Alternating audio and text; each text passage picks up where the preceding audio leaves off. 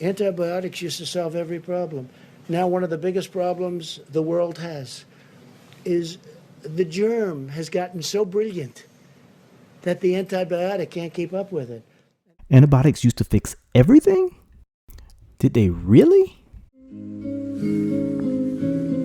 With stirring motion, I mix the potion that gives us our mental We powers. begin with the prelim, an intro to the info. I'm itching to get distro. This is just a window in the world of Dr. Lingo. Flash and slice a disco. Ideas come in like disco. The name is Common Sense, though.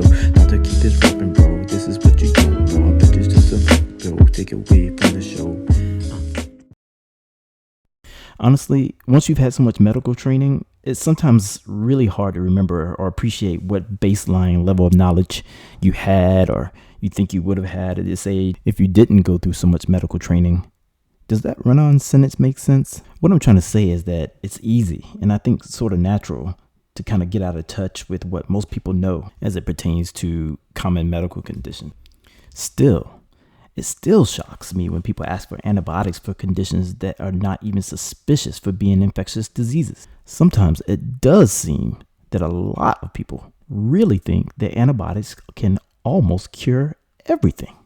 I've had patients come to the ER for chest pain and go through a comprehensive workup to rule out the 5 essential chest pain emergencies: a heart attack, pulmonary embolism, otherwise known as a blood clot in the lungs, an aortic dissection, which is like a tear in the main artery coming out of the heart, a collapsed lung, and cardiac tamponade, although that's a much less common condition than the above conditions. All the tests come back okay.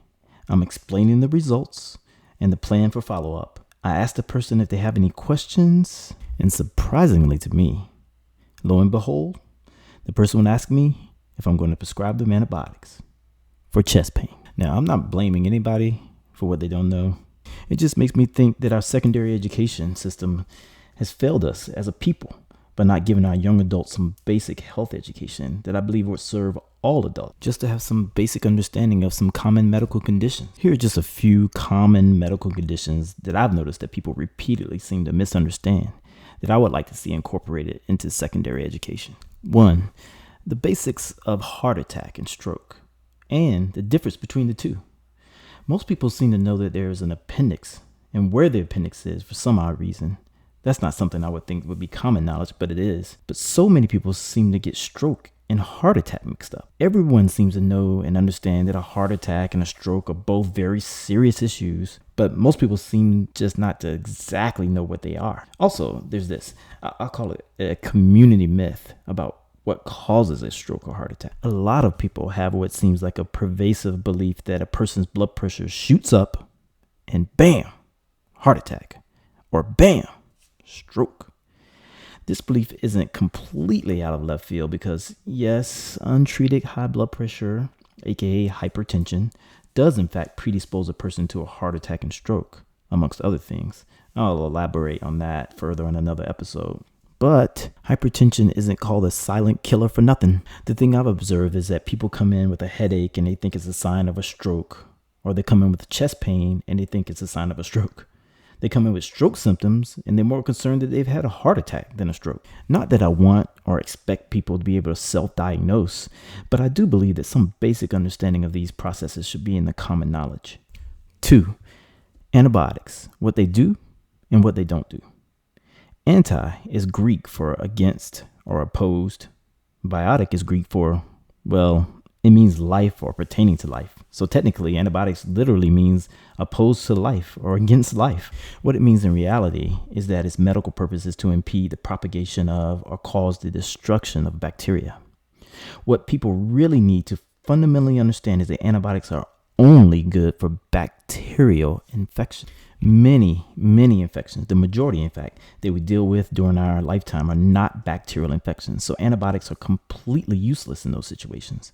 And in many cases, antibiotics can be harmful, something I'll have to go further into in another episode. Furthermore, antibiotics have to be tailored to specific bacteria that is causing the infection, or they won't work. The reason doctors usually know what antibiotic to give for a specific condition is because there's research that shows what bacteria are most likely to cause a specific condition, like a urinary tract infection or pneumonia. So a doctor would treat you for the most likely bacterial pathogens. Oh yeah, one other thing. You can never judge the strength of an antibiotic against another antibiotic by the milligrams. Actually, you can't do this with any medication. This is a common misperception I've seen as well. Number 3, and lastly, at least for now, the origins and cause of hypertension, aka high blood pressure. This is a little bit meaty, so I'll give you just the essentials here. 98 to 99% of high blood pressure is caused by something called essential hypertension.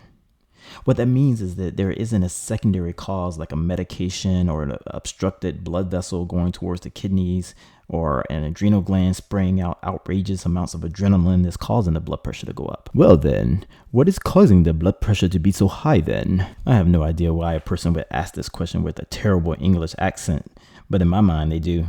Because it's an intelligent question, and we Americans always think that British accents are equated with intelligence. Essential hypertension is genetically encoded. We don't fully know all of the genes. Some have been found, but it's so multifactorial and confounding that it's poorly understood. But we do know that it's genetically encoded. Now, genetically encoded means that there's a switch or switches in your DNA that needs some factor or factors to turn that gene or genes on and essentially turn your blood pressure, quote unquote, thermostat to a higher level. What that means is that when we are all born with a blood pressure thermostat, for lack of a better term. And for the most part, that thermostat is your kidneys. And your kidneys thermostat is set around 120/80 blood pressure. And once a series of internal or environmental factors have been met, then the genetic code is switched on and your blood pressure thermostat is set to a higher level. You don't feel it. You can't sense it. It is called the silent killer for a reason. You're not having any symptoms, but things are happening. And it's slowly causing changes in your body that, if left untreated, will lead to irreversible damage. And I'll have to get further into that on another episode. Well, that's it for today. Don't forget to subscribe to be notified when new Dr. Keith episodes are published. And please post any questions that you have about this episode or any other medical questions in the comments.